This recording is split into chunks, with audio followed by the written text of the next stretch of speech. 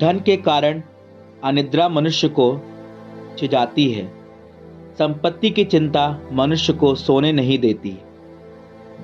जीविका की चिंता आंख लगने नहीं देती।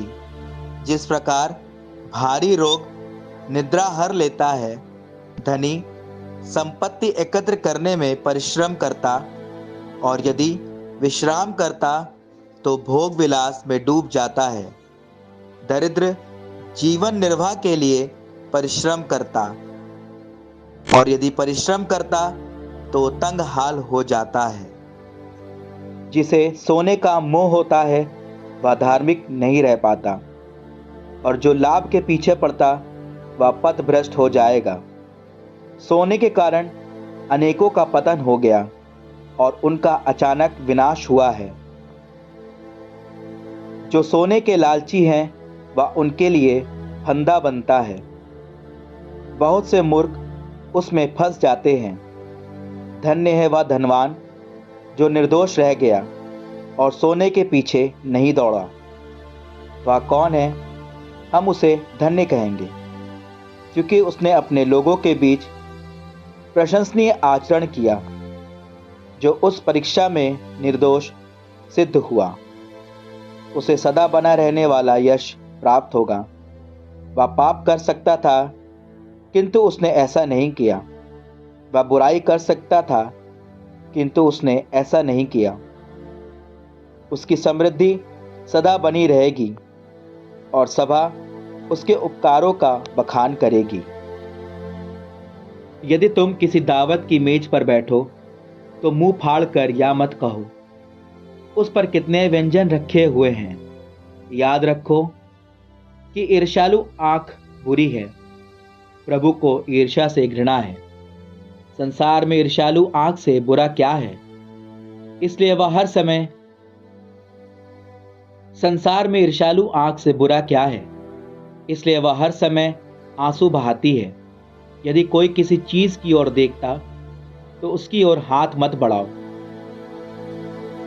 और थाली में साथी का हाथ मत छुओ। विचार कर देखो कि वह क्या चाहता है और सावधानी से काम करो।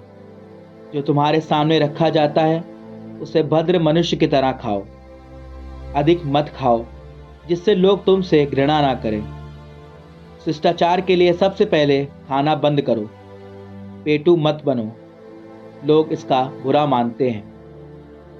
यदि तुम अनेक लोगों के साथ खाने पर बैठो तो सबसे पहले हाथ मत बढ़ाओ। भद्र मनुष्य कम से कम संतोष पाता है। इस प्रकार वह आराम से सो जाता है। जो अधिक खाता है वह नहीं सो पाता और उसे अपचन और पेट का दर्द होता है। परिमित भोजन के बाद अच्छी नींद आती और सुबह उठने पर मन में ताजगी रहती है। यदि तुमको अधिक खाने के लिए बाध्य किया गया हो तो उठकर वमन करो और तुम्हारा जी हल्का होगा। पुत्र, मेरी सुनो और मेरा तिरस्कार मत करो। तुम बाद में मेरी बात समझोगे। तुम अपने सब कामों में संयम रखो और तुम कभी बीमार नहीं होगे। जो भोज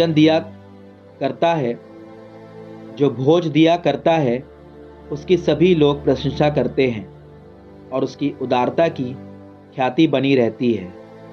जो भोजन देने में कृपण है उसकी सभी लोग निंदा करते हैं और उसकी कृपणता की बदनामी बनी रहती है।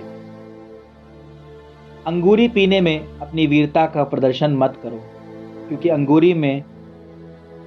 अंगूरी पीने में अपनी वीरता का प्रदर्शन मत करो, क्योंकि अंगूरी ने बहुतों का विनाश किया। भट्टी इस्पात के उत्कर्ष की परीक्षा लेती है। इस प्रकार जब घमंडी झगड़ते हैं तो अंगूरी हृदयों की परीक्षा लेती है। जो व्यक्ति संयम से पीता है उसके लिए अंगूरी जीवन जैसी है। जिसके पास अंगूरी नहीं उसे जीवन से क्या लाभ? मृत्यु ही हम मनुष्यों को जीवन से वंचित करती है। नशे के लिए नहीं बल्कि आनंद के लिए प्रारंभ से अंगूरी की सृष्टि हुई है।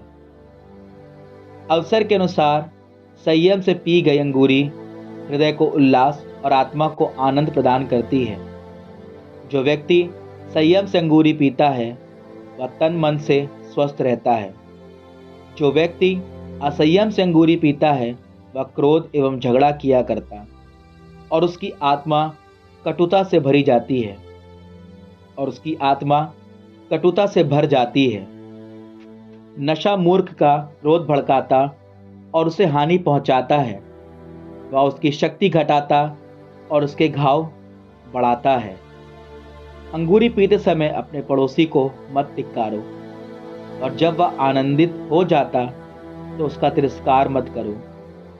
तुम उसे मत डांटो और अपने प्रश्नों से उसे तंग मत करो।